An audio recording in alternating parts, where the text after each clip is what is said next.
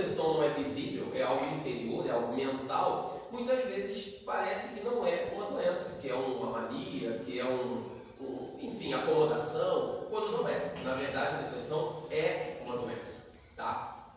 E é fundamental que nós entendamos essa doença. Historicamente, ela sempre existiu, mas o primeiro a classificar a depressão como doença foi um homem que viveu na Grécia Antiga, cerca de 500 anos antes de Jesus, aproximadamente, chamado Hipócrates. Hipócrates é considerado o pai da medicina. E por que ele é considerado o pai da medicina? A medicina já existia antes, não foi com ele, 500 anos antes de Cristo, que surgiu. A medicina é milenar. Nós olhamos na China antiga, no Egito antigo, a medicina já existia. Mas Hipócrates ele foi o primeiro médico a classificar determinadas doenças, a aprofundar certos conceitos, a organizar maneiras de tratamento, a entender que o tratamento passa também pelo estilo de vida. Então ele via também a doença, a saúde como uma coisa integral, não era só a doença em si, que a pessoa tinha que olhar o lado espiritual, o lado orgânico. Então ele aprofundou mais esses conceitos. Por aprofundar mais conceitos, Hipócrates foi considerado então o pai da medicina. E até hoje ele é considerado assim no mundo médico. E de todos os estudos que ele fez, das mais variadas doenças, uma delas é exatamente a depressão. Só que na época não havia o nome depressão, o nome surgiria mais tarde. Na época a depressão era chamada de melancolia, era o termo utilizado para designar esse transtorno mental, essa doença mental que é a depressão, na época chamada melancolia.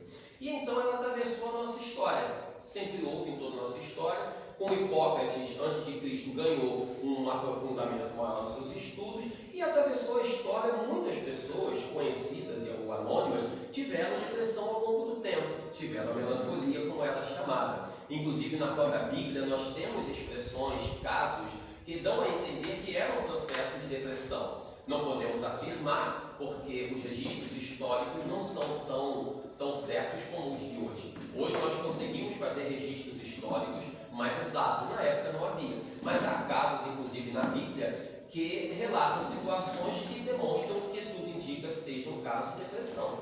Como, por exemplo, a situação de Judas.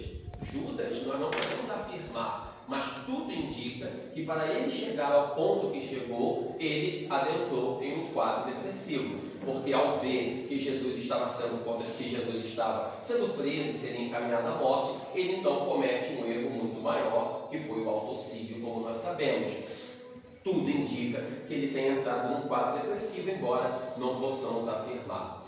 Quando nós olhamos, por exemplo, na história da arte, em processos como o Renascimento cultural, aquele período de Leonardo da Vinci, daquela turma dos artistas da Europa, muitos deles eram portadores também de depressão. Não digo o próprio da Vinci, que eu não posso confirmar, mas muitos deles tinham também, tanto que imprimiam nas suas obras de arte essa tristeza e esse sofrimento. Tanto que tem muitas obras de arte que, se nós olharmos, elas são repletas de um conceito de tristeza e de dor. Por quê? Porque o artista muitas vezes imprime na sua arte o que ele carrega consigo. Não que toda obra que denote sofrimento, o artista tenha depressão, não é isso, não é uma regra. Mas muitos deles colocavam nas suas obras essa tristeza e esse sofrimento. Então, tanto em pessoas famosas quanto em pessoas desconhecidas, anônimas como qualquer um de nós, ela sempre esteve presente, a melancolia, em toda a história da humanidade. Há determinadas doenças que estão presentes em todas as classes sociais.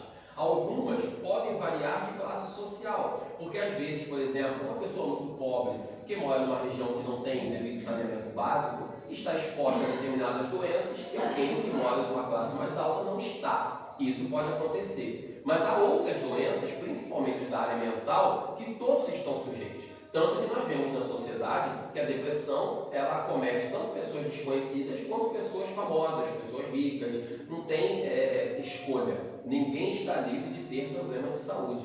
Todos nós estamos sujeitos a ter problemas de saúde. E então a depressão atravessou a nossa história, contagiando famosos, anônimos, ricos, pobres, e os casos foram crescendo. Quando nós chegamos no século XIX, na época de Allan Kardec, ela foi crescendo cada vez mais, e no século XIX nós estamos falando há menos de 200 anos atrás, quando a doutrina espírita foi codificada, já que Hipócrates foi há 2.500 anos atrás, o Espiritismo há menos de 200 anos atrás, para vermos que no contexto histórico, a doutrina espírita é bem recente na humanidade, se olharmos a extensão a nível histórica. Mas aí, quando chegamos no século XIX, na época de Allan Kardec, a ciência ela deu um salto que nunca havia dado antes. A ciência atingiu índices de pesquisa, de aprofundamento, de estudos que nunca havia acontecido. Tanto que o século XIX ele é chamado de século das luzes, historicamente. Por conta disso, nunca houve um século com tanto progresso científico quanto o século XIX. Até então, nunca havia existido. Só foi superado pelo século XX, que o século XX conseguiu dar um crescimento ainda maior do ponto de vista científico. Mas até o século XIX, aquele século foi o que mais se aprofundou nos conceitos científicos. E dentre todo esse aprofundamento, a área médica, obviamente, não poderia ficar de fora, e dentro da área médica, a área mental também não poderia ficar de fora. Então, muitos estudiosos daquele período começaram a estudar, a investigar mais sobre os problemas da área mental. E dentre esses problemas, a depressão, que ainda era chamada de melancolia. Até o século XIX, ela ainda era chamada de melancolia. Tanto que os amigos vão lembrar que no Evangelho segundo o Espiritismo tem um texto muito bonito que fala sobre a superação das dores, sobre a superação do sofrimento, sobre a gente ter paciência com as nossas lutas, com que elas passam. É um texto maravilhoso intitulado A Melancolia. Talvez alguns amigos lembrem do Evangelho segundo o Espiritismo. Que os... Oi? Acho que é o capítulo 5. Capítulo 5? Eu acho, não tenho certeza. Falar com a gente inteligente é outra coisa. No capítulo 5, né? Então, um texto maravilhoso chamado A Melancolia. E nesse texto o Espírito fala exatamente isso, que a gente tenha paciência com as nossas tristezas, com o vazio interior que nos surge, que todos nós temos vazios, temos tristezas, que a gente tenha paciência que essas dores passam, que as alegrias do mundo espiritual esperam a todos nós. Então é um convite à superação dessa melancolia. E o título A Melancolia é exatamente porque na época ainda era utilizado esse termo. Quando nós chegamos no século XX, na virada do século XIX para o século XX, duas mudanças no princípio do século XX seriam fundamentais no estudo da depressão. A primeira delas foi a mudança do nome, que deixou de se chamar melancolia para chamar depressão. Melancolia hoje ainda é utilizado, mas é mais utilizado para designar uma tristeza, um abatimento, enfim, a pessoa está acabrunhada por qualquer motivo, ela então se diz que ela está melancólica, que ela está triste, mas não é mais utilizado para designar doença, apenas esse estado emocional de uma tristeza momentânea. O termo para designar a doença passou a ser utilizado depressão. Essa foi a primeira mudança que o século XX implementou, que marcou a história dos estudos da depressão. E o segundo, que marcou muito, foi no meado do século XX, na década de 50 aproximadamente, quando surgiram os remédios, os antidepressivos. Os antidepressivos surgiram e então começaram os tratamentos químicos para a depressão. Até então, os tratamentos que haviam eram mais naturais. Havia outras tentativas de tratamento, mas não era tratamento à base de remédios, de químicas, mas os remédios normais que se usam passaram a ser utilizados a partir da década de 50 do século passado. Então nós estamos falando aí há cerca de 70, 80 anos atrás, mais ou menos, que surgiram os antidepressivos no mundo. Ao surgirem os antidepressivos, que surgiram através de pesquisas, mas também através de uma forma fortuita. Nós sabemos que o acaso não existe, nós espíritas sabemos que o acaso não existe. Enquanto alguns médicos investigavam remédios para a depressão, outros médicos investigavam remédios para outras coisas. E um dos impulsionamentos para o surgimento dos remédios da depressão eram estudos que alguns médicos estavam fazendo para a tuberculose, que estavam investigando remédios para a tuberculose e perceberam que ao aplicar os remédios experimentados nos pacientes, eles notavam que os pacientes ficavam mais felizes. E acharam aquilo curioso. O paciente tinha uma melhora na tuberculose, às vezes tinha, às vezes não, mas eles repararam que todos eles que estavam desanimados, estavam tristes, quando a pessoa está doente, é natural que a gente fique mais triste, mais para baixo, isso é um processo normal. Se percebeu que quem estava recebendo aquele remédio estava ficando mais feliz. Independente da doença, a pessoa ficava mais animada, mais alegre. E eles foram então investigar o porquê. Começaram a ver pela questão, pela dinâmica, da forma como o remédio atuava, que ele melhorando o humor poderia também auxiliar em outros problemas da área mental. foi quando também passou a ser utilizado para o tratamento da depressão, porque tudo que se quer é que o depressivo recupere a alegria de viver. Então, foi através de pesquisas, mas também foi algo casual, entre aspas, de outras pesquisas que estavam sendo feitas para outras doenças e surgiram os antidepressivos. Essas foram as duas grandes mudanças que o século XX, as duas grandes contribuições que o século XX nos deu: a mudança do nome melancolia para depressão e a introdução dos remédios no tratamento da doença. E aí então, entendido o lado histórico e essa evolução, claro que isso tudo é muito amplo, muito profundo, não há tempo hábil para a gente destrinchar todos os detalhes. A Alessandra só me deu até 2 horas da tarde, né? Se eu soubesse, daria até 5. Pois é. A gente pede umas quentinhas e vai ficando.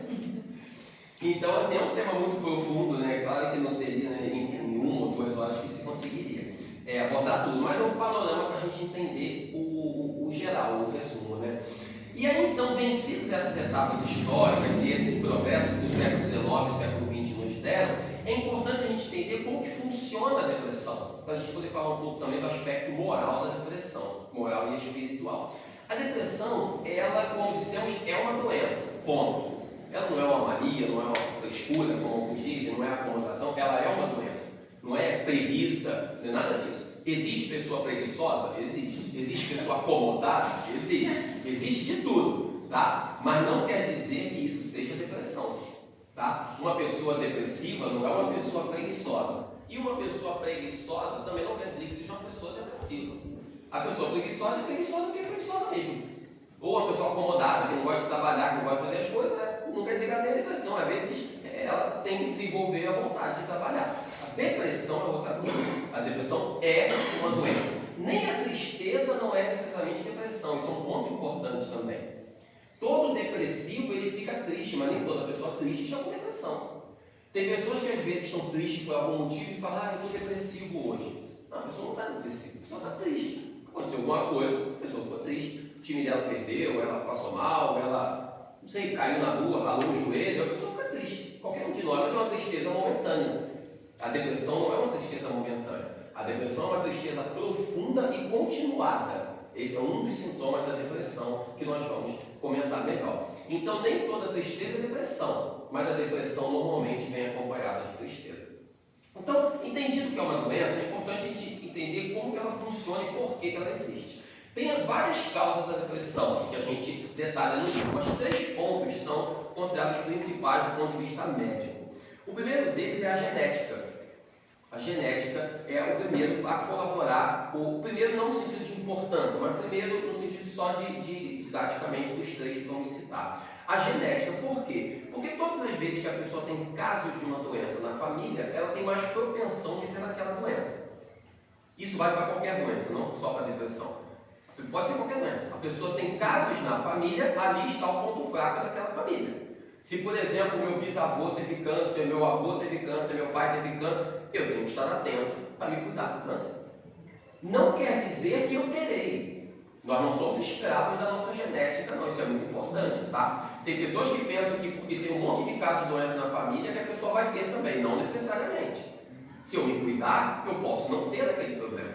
Agora, se a genética da minha família tem aquele histórico, claro, eu tenho uma possibilidade maior de ter o problema do que alguém que não tem histórico nenhum. Percebe? Se, por exemplo, na minha família há vários casos de infarto, eu tenho que ter uma atenção maior com o coração.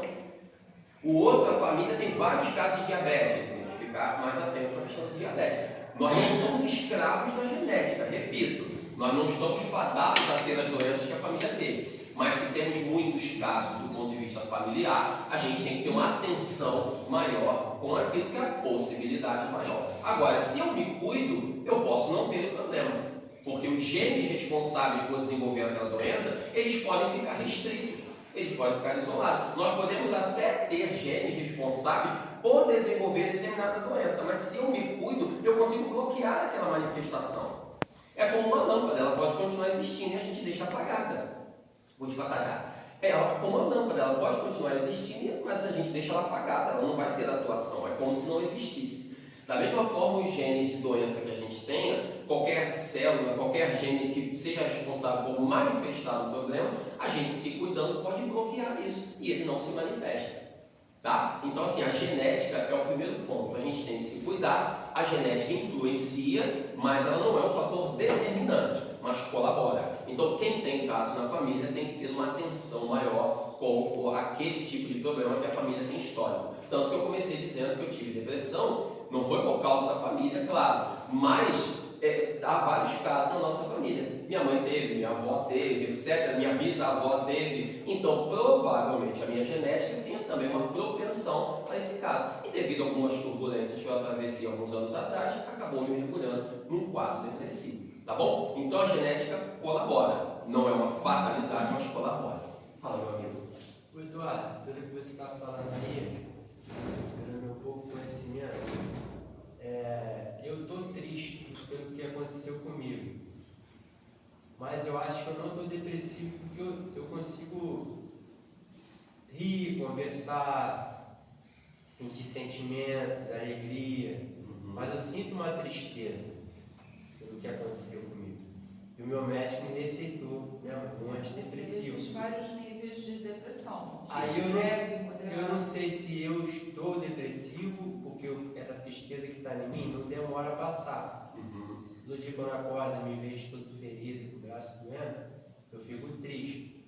Mas eu tenho a alegria de ver um futebol, a alegria de conversar com minha mãe, de comer uma comida. Eu acho que eu ainda não estou no estado de depressão total, mas eu meio lá, meio cá, sabe? Então, entendi, perfeito. O que acontece? O diagnóstico mesmo, o médico ele sempre faz através dos sintomas que a pessoa relata. Não existe assim exame para dizer se a pessoa, um exame químico, assim, igual a gente faz um eletrocardiograma para ver o coração, ou um exame de sangue para ver se a pessoa está com diabetes. Para depressão não existe assim, um exame que você faça no cérebro da pessoa para dizer se está ou não. O médico sabe pelos sintomas. Então, se o médico não detectou, então é porque você não está, graças a Deus. Porque os sintomas da depressão, eles são muito variados, eu vou falar sobre eles daqui a pouco. Mas assim, eles são variados, mas são muito específicos da depressão. E pelo que você relatou, realmente, se você tem esse ânimo de fazer as coisas, de ver uma coisa que você gosta, de futebol, por exemplo, você pode estar triste. E tristeza todo mundo tem. Tristeza todo mundo atravessa. Todo mundo aqui tem momentos de tristeza.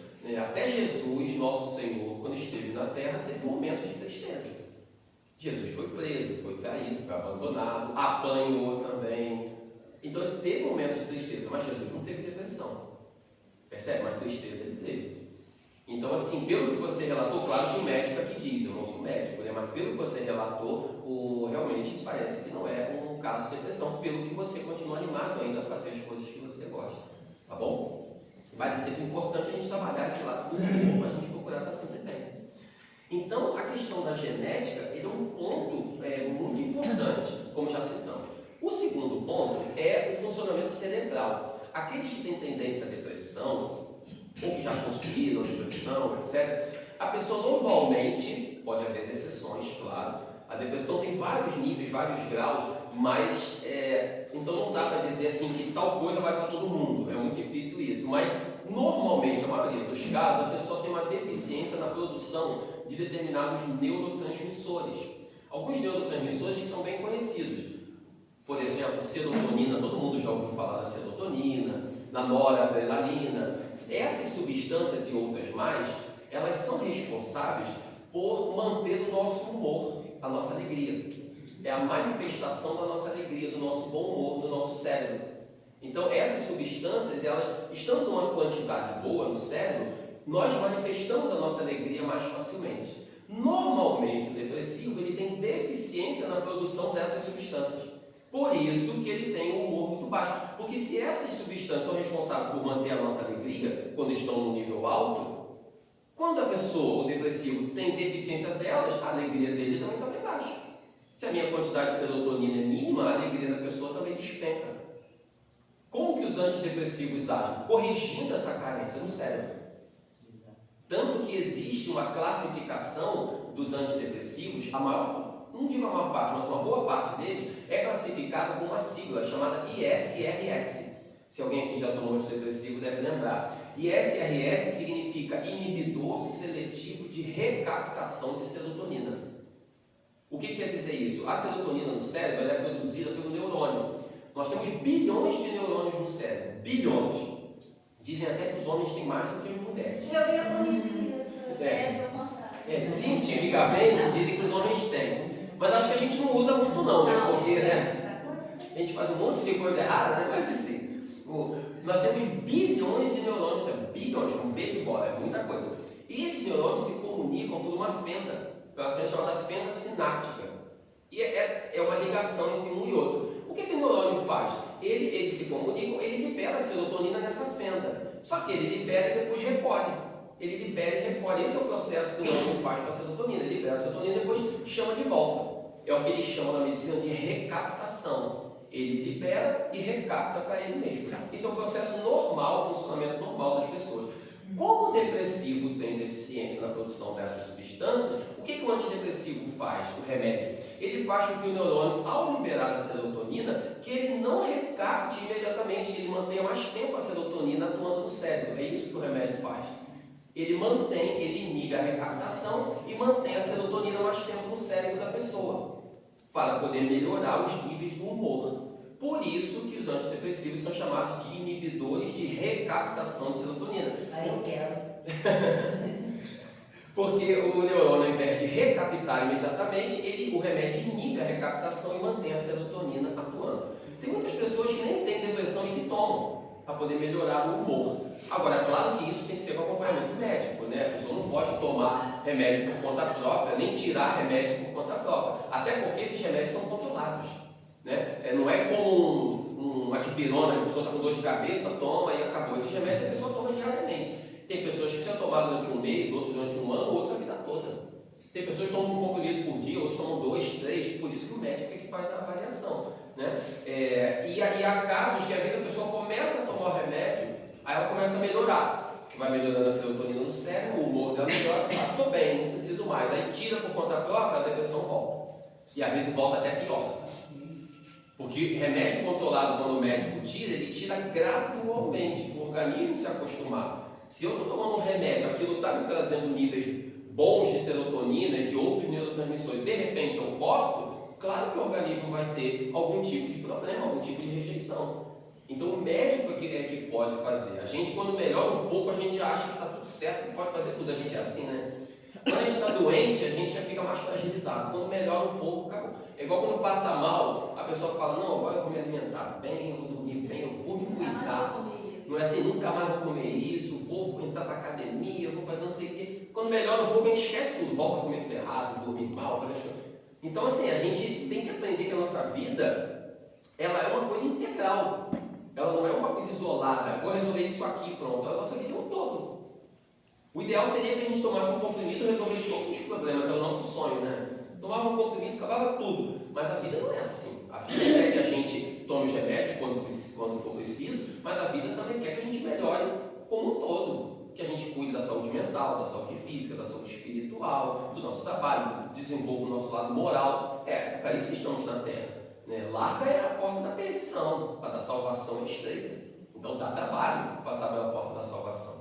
Tá bom? Então, falamos da genética, falamos da química cerebral, que é a segunda causa, e a terceira causa, catalogada pela ciência como uma das principais, são os traumas, as perdas que a pessoa vive. Se nós olharmos, a maior parte dos casos de depressão que se atravessa, quando vemos alguém com depressão, na maioria das vezes aquilo aconteceu porque a pessoa sofreu alguma coisa traumatizante na sua vida, aquilo mergulhou ela num quadro depressivo. Normalmente. Não quer dizer que sejam todos os casos, mas a maior parte acontece assim, a pessoa já tem uma tendência à depressão e aí de repente acontece uma coisa grave, tipo morreu uma pessoa muito querida, ou a pessoa perde o emprego, alguma coisa nesse sentido, ou descobre uma doença séria, qualquer coisa assim que causa muita preocupação, uma perda muito grande. Freud que trabalhava muito a questão das perdas, né? Então isso colabora para mergulhar a pessoa num quadro depressivo. Por isso que essas três causas, tem outras também, nós podemos citar, por exemplo, uma coisa que hoje colabora muito para a depressão é o estresse. O estresse continuado conduz a pessoa à depressão. Então tem várias causas, mas as três principais consideradas pela medicina são essas: a genética, a química cerebral e os traumas e perdas que a pessoa vive. Essas três causas elas podem vir sozinhas ou combinadas e colaborar para o surgimento do quadro depressivo. Tá bom? Então, você tocou numa questão muito interessante quando você seleciona essas 3 características principais. Aí no final você falou, elas podem vir juntas ou separadas. Aí quando a gente vê casos, que existem muitos, né? De pessoas que têm, mas não tem esse terceiro de perda, né? Fica uma questão assim difícil para a maioria das pessoas entenderem. Mas vem sempre aquela pessoa, mas por que você está assim? Não aconteceu nada, você não perdeu nada, não. Porque não está pensando, não entende, não tem o conhecimento de que existem as outras características, que é a genética, que é a questão química.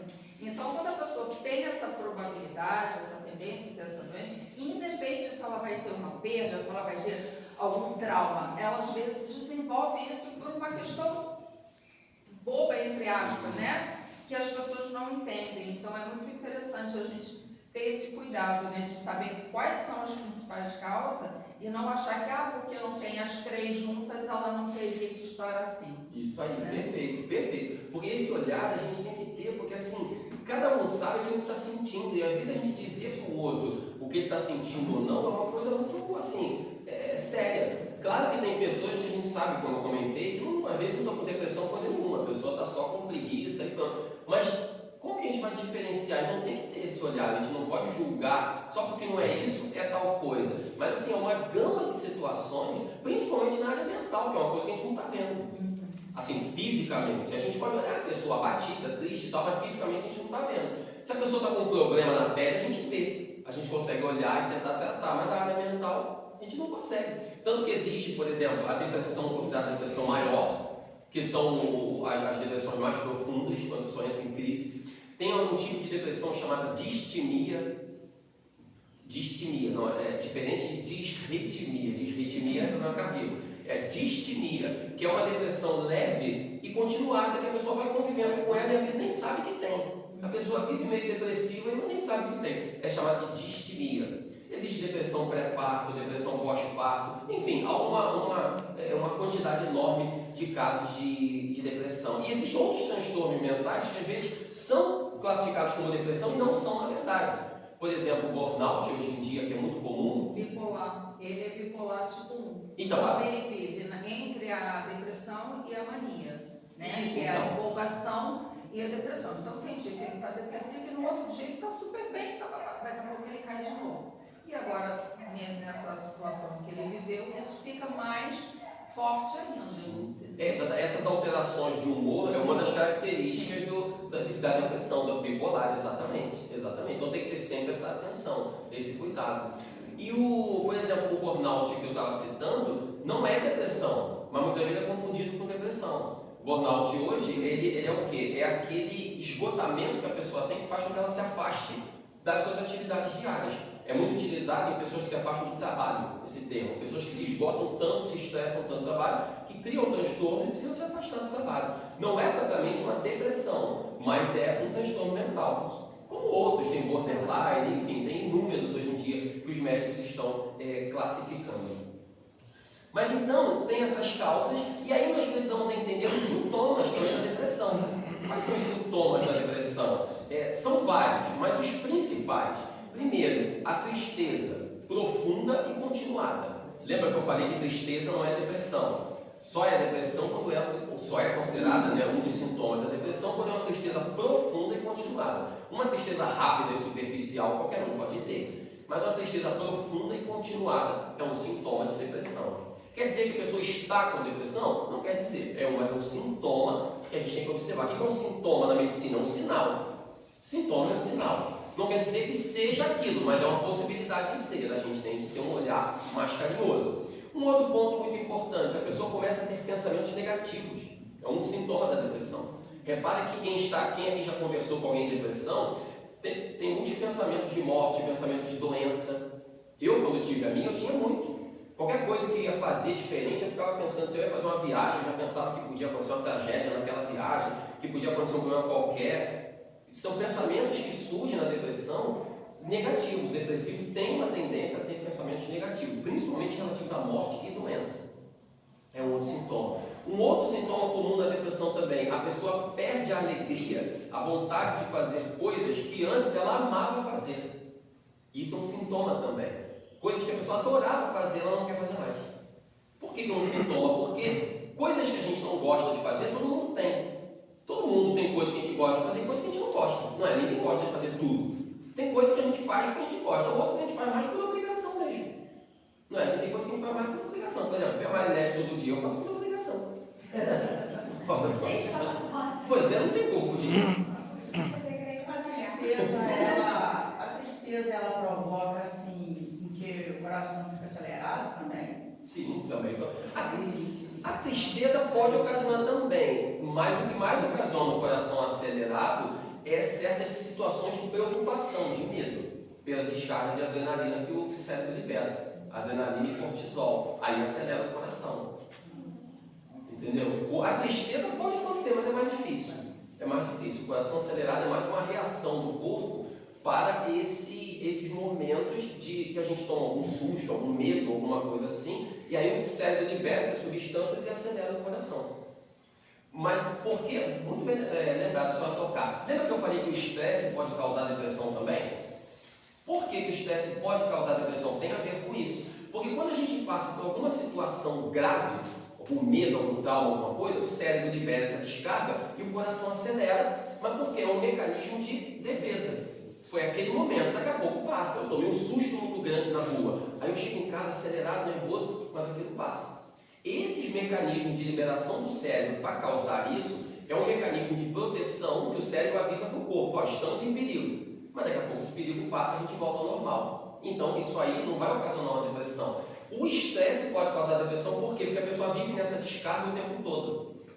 Se a pessoa vive sempre nervosa, preocupada, chateada, brigando com outro, o cérebro está o tempo todo liberando adrenalina, cortisol, isso tudo. Com o tempo, isso pode gerar um quadro depressivo. Percebe? Então, esse estresse que a senhora falou é uma coisa isolada de uma situação difícil que a pessoa vive. É um mecanismo de defesa. Se a pessoa vive isso sempre, como hoje é muito comum, tem pessoas que estão sempre aborrecidas, sempre nervosas, sempre preocupadas em resolver os problemas do mundo todo, não para um minuto, essas pessoas podem desenvolver o quadro depressivo por conta desse processo. Tensão. Oi? Na tensão. Sim, exatamente, excesso de tensão. Claro, ela está falando de uma, eu acredito que seja porque eu tenho transtorno de ansiedade, né? E a ansiedade provoca isso, essa aceleração do coração. E quem tem transtorno de ansiedade está mais próximo para ter a depressão. Sim. Então tem que ficar atento, né, a esses sinais de coração acelerado, né, às vezes uma dormência e tal, que às vezes são sintomas de ansiedade.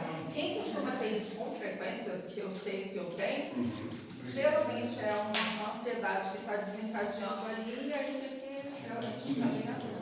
Perfeito. E a pessoa tem que ter, a gente tem que ter essa humildade de reconhecer os nossos problemas e buscar tratamento. Sim. A gente tem que ter esse olhar, né? A gente não pode achar que não, eu não tenho isso, eu não tenho aquilo, eu não tenho. Não é vergonha para ninguém. Antigamente se tinha muito preconceito com relação a psicólogos e psiquiatras. Sim. Porque se achava que a pessoa vai no psiquiatra e a pessoa é maluca.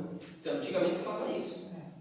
Não, ao contrário, a gente tem que ir ao psiquiatra para não ficar maluco. É prevenção. É igual psicólogo. A pessoa fala assim: fulano está indo ao psicólogo porque ele está com problema. Não, problema todo mundo está. A gente vai ao psicólogo porque a gente quer resolver. Né? Quer falar alguma coisa? Não, Quem vai ao psicólogo é quem quer resolver o problema. Então quem vai ao psicólogo, a pessoa fala: está indo porque ele tem problemas. Problema todo mundo tem, ou alguém aqui não tem problema? Todo mundo tem problemas para resolver. Quem vai ao psicólogo é quem não resolveu o problema. O psiquiatra, ele trata a depressão com os remédios. O psicólogo trata com o diálogo, a terapia do diálogo. Que a gente vai abrir o nosso coração, que às vezes a gente não quer conversar com a família e tal. E na família não só não quer conversar, como não tem às vezes um profissional capacitado. Porque o psicólogo é um profissional capacitado. Ele não é só alguém que está conversando igual a gente conversa uns com os outros no dia a dia. Ele sabe onde tocar no lado emocional, nos traumas, nas feridas emocionais da pessoa, na criação que ela teve. Então o psicólogo tem uma preparação. Então o tratamento da depressão, vou passar a palavra para o senhor. Então o tratamento da depressão, ele passa por variadas questões, mas assim, a gente tem que reconhecer os nossos problemas, aceitar que nós temos. Eu, por exemplo, durante um tempo, quando tive a depressão por 2 vezes, eu durante um tempo não falei com ninguém, eu só compartilhava com a minha família. Então, e eu não falava com ninguém. Até que eu pensei nisso, por que não escrever no trabalho e quem sabe compartilhar com as pessoas? É uma forma de ajudar aqueles que precisam também. Já que, graças a Deus, eu consegui superar, ajudar aqueles que passam por um problema. Até porque eu não falava com ninguém, por quê? Será que me era alguma vergonha? Ou alguma vaidade da minha parte?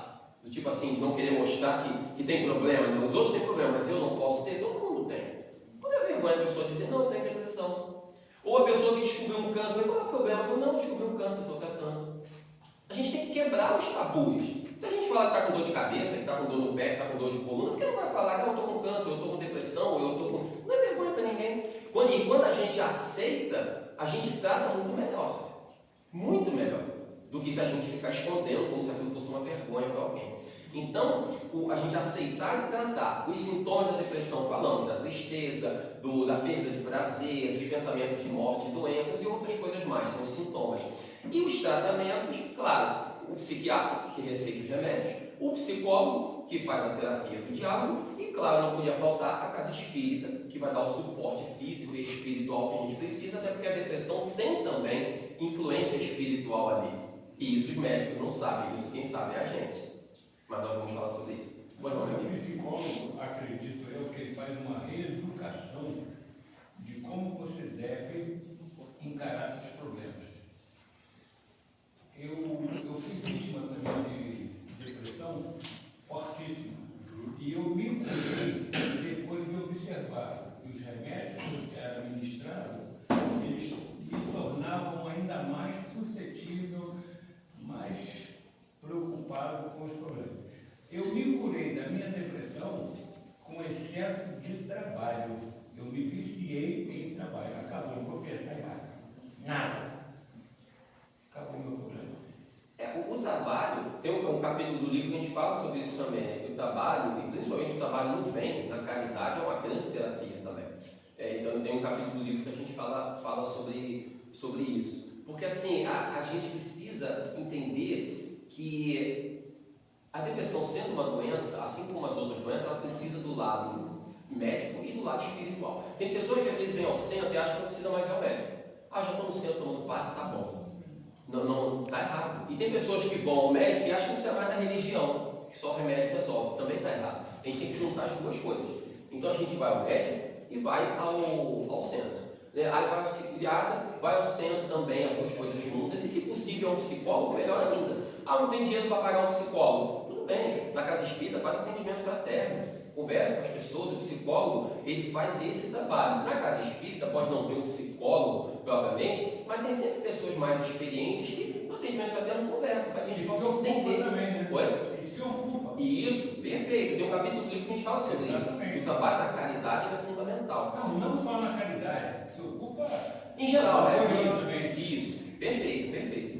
Mas assim, e o psicólogo e o diálogo na casa espírita vai ajudar a trabalhar esse nosso lado moral e emocional para corrigir as problemáticas. Por isso que no livro a gente fala sobre todo esse lado que a gente conversou, causas, sintomas, história, doença, mecanismos de geração da doença e tal, mas a gente fala muito também, a maior parte do livro é sobre o lado moral e espiritual. Por exemplo, o lado espiritual ele tem uma influência enorme na depressão, isso o psiquiatra não sabe, a não ser que seja um psiquiatra espírita. Mas no geral, o médico não sabe disso. A obsessão, a influência espiritual pode chegar antes, colaborando no surgimento da doença, ou pode chegar depois que a doença está instalada.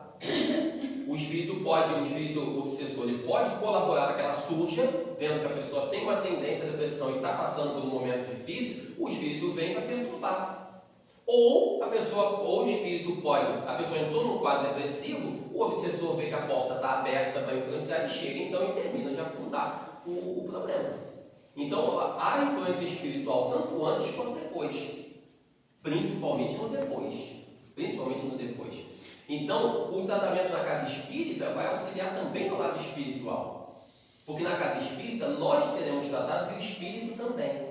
Quantas vezes nós viemos ao centro e os espíritos que nos acompanham estão aqui também sendo tratados? Ou vão ser levados para a reunião mediúnica e vão ser tratados lá. Às vezes a pessoa chega no centro com uma situação espiritual difícil e a pessoa vai frequentar, mas quando vai ter as reuniões mediúnicas, os mentores muitas vezes levam aqueles espíritos para a reunião e tratam. Aí o espírito entende, se modifica, a pessoa se livra daquela perturbação e a pessoa começa a melhorar. Agora, isso quem faz é a casa espírita, não vai ser o psiquiatra nem o psicólogo. Agora, o que o psiquiatra e o psicólogo faz, também a casa espírita não faz. Por isso que as coisas se complementam. Na casa espírita ninguém vai receitar remédio. A não ser que tenha algum médico num dia de trabalho social que faça. Mas a casa espírita, de uma forma geral, ninguém vai receitar remédio. A casa espírita vai trabalhar o lado espiritual e o lado moral. Bom? É bom você falar isso porque a gente às vezes ouve, né, as pessoas dentro do espiritismo ou qualquer outra religião, né, falar, meu psicólogo é Jesus. Então assim, não entende que cada um tem sua função, né, que admitir que você tem uma dificuldade de lidar com alguma coisa, procurar uma ajuda profissional, não separa da outra, né? Não, sim. então assim, você pode ter o seu lado religioso, como você falou, que complementa, que ajuda, mas a gente não pode abrir mão da medicina, que está aí para isso, para a gente recorrer a ela. Então a gente às vezes, meu psicólogo é Jesus, com ele eu resolvo tudo. Não é bem assim, né? Tem momentos que você realmente precisa do profissional. Isso, até porque o profissional, ele também é um missionário de Jesus. Sim. As pessoas às vezes pensam que missionários é só no campo da religião que tem missionário. Não, os médicos e cientistas também são missionários. A gente tomar um remédio e aquilo curar a nossa dor, ou a pessoa fazer uma cirurgia e resolver um problema sério de saúde, esses médicos são missionários também. Missionário não é só Chico Xavier ou Madre Teresa, que são da religião. Eles também são missionários. Mas na ciência também tem missionários. Em todas as áreas tem. Então, mensageiros de Jesus tem em todos os lugares. E o Espiritismo nos faz unir a ciência com a religião. O Espiritismo ensina essa união. E aí, no livro nós falamos sobre o lado espiritual, são 29 capítulos, como eu disse. Há um capítulo que nós falamos sobre a questão do perdão, a importância do perdão. A pessoa que não perdoa, ela está mais propensa a ter problemas emocionais, porque ela carrega ressentimento, ela carrega mágoa com ela. Pessoas que dizem assim, eu não vou perdoar fulano porque ele não merece. Não interessa se ele merece, eu vou perdoar porque faz bem para mim. Se o outro merece ou não, ele que se entenda com Deus lá na frente pelo que ele me fez. Agora eu vou perdoar porque faz bem para mim. Ele não precisa conviver com ele mais nunca. Pode conviver ou não, aí vai depender da circunstância, mas assim, perdoar é eliminar esse sentimento negativo, é vibrar pela felicidade do outro, é orar pelo bem do outro, percebe? E é querer o bem. E perdoar é isso. Então, assim, o perdão, ele é um passaporte para a saúde também, física e mental. O perdão ao próximo e também o perdão a si mesmo. Tem um outro capítulo que a gente fala sobre o sentimento de culpa. O sentimento de culpa também pode conduzir à depressão. Porque, da mesma forma que as pessoas erram com a gente também erra com as pessoas. E tem pessoas que às vezes erram e não se perdoam. E ficam presos ao passado. Porque um dia a pessoa fez alguma coisa muito errada no passado, aí a pessoa fica, mas eu não podia ter feito isso, eu não podia ter feito aquilo. No primeiro momento, o arrependimento vem, é natural, a gente tem que se arrepender dos nossos erros. Depois a gente vai e corrige o nosso erro. Se eu causei um prejuízo a alguém, vou lá, peço desculpa para a pessoa e vou ressarcir a pessoa. Então eu não tenho condição de ressarcir, vou conversar com ela, como é que eu posso fazer para corrigir meu erro e resolver o problema. Então a gente se arrepende dos nossos erros e corrige. Agora, eu não posso ficar preso ao passado o tempo todo, porque eu não podia ter feito isso, eu não devia ter feito aquilo, e ficar me martirizando, e às vezes passa 10, 20 anos e a pessoa continua presa ao passado. A gente tem que deixar para trás, da mesma forma que a gente perdoa os outros, tem que perdoar nós mesmos. Tem pessoas que às vezes falam assim, eu não vou perdoar meu pai, um exemplo. Às vezes a pessoa se aborreceu com o pai e fala, não vou perdoar meu pai pelo que ele me fez. Às vezes o pai da pessoa até já morreu. Cadê seu pai? Já morreu, tem 20 anos. E a pessoa continua carregando aquilo. Está fazendo mal para quem? Para ela mesma. A mágoa é algo que faz mal para quem carrega, não é para o outro. Ou não?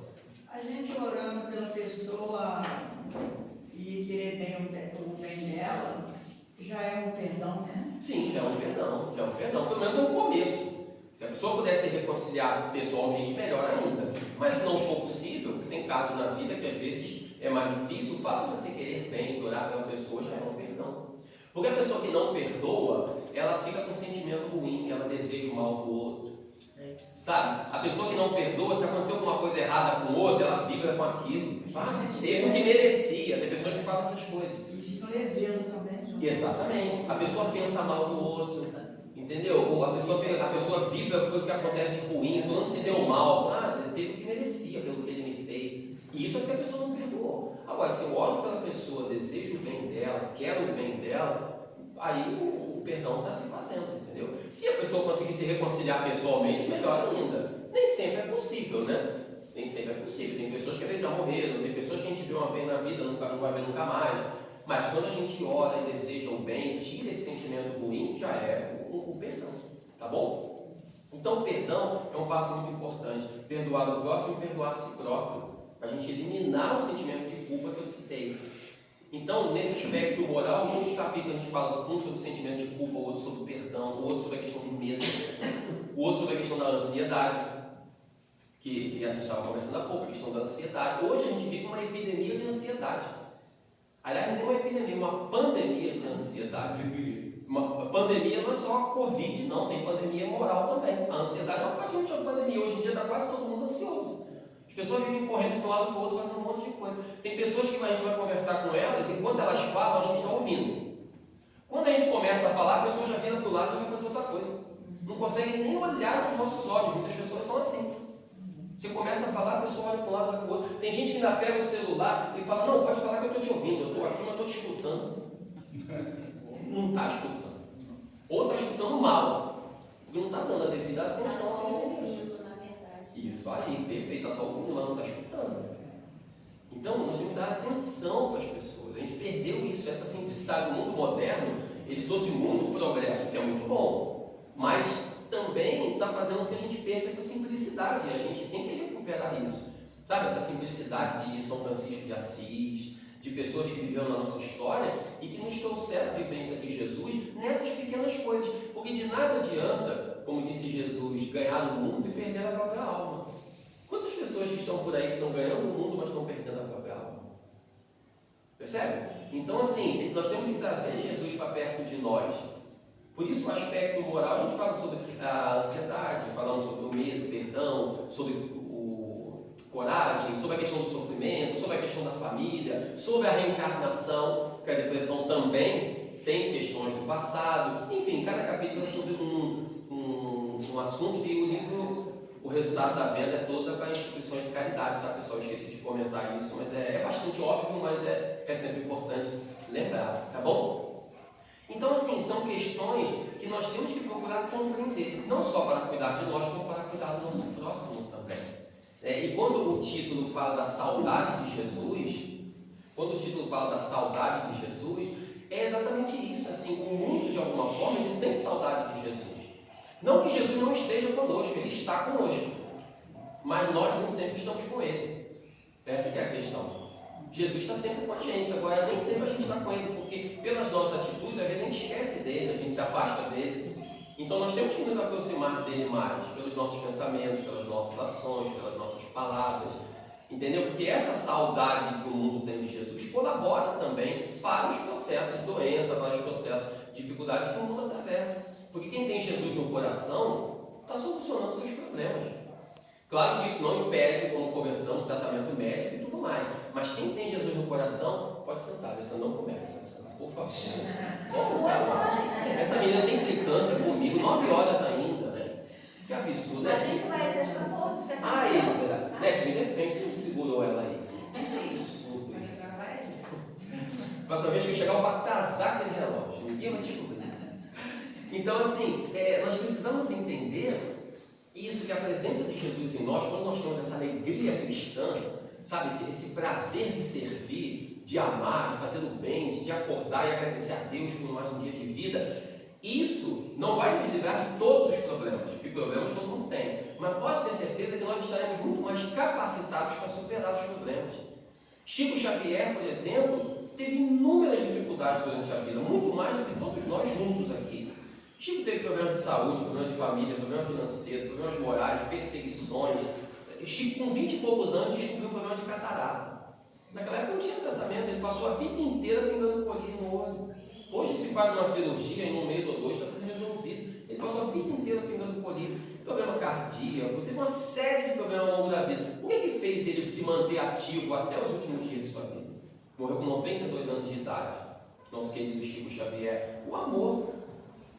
Sabe, a vontade de servir, a presença de Jesus, a certeza de que tudo passa, não tem problema que tudo dure para sempre, tudo passa. Então, quando nós temos Jesus no coração, é o passo principal. Todos os demais serão consequência disso, para que a gente possa ter cada vez mais saúde e, naturalmente, tendo mais saúde, servir mais a Jesus, que é o mais importante.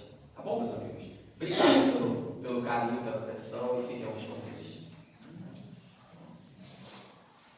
Nós agradecemos imensamente, Eduardo. Poderíamos facilmente ficar aqui, né? 10 para 12 horas somente.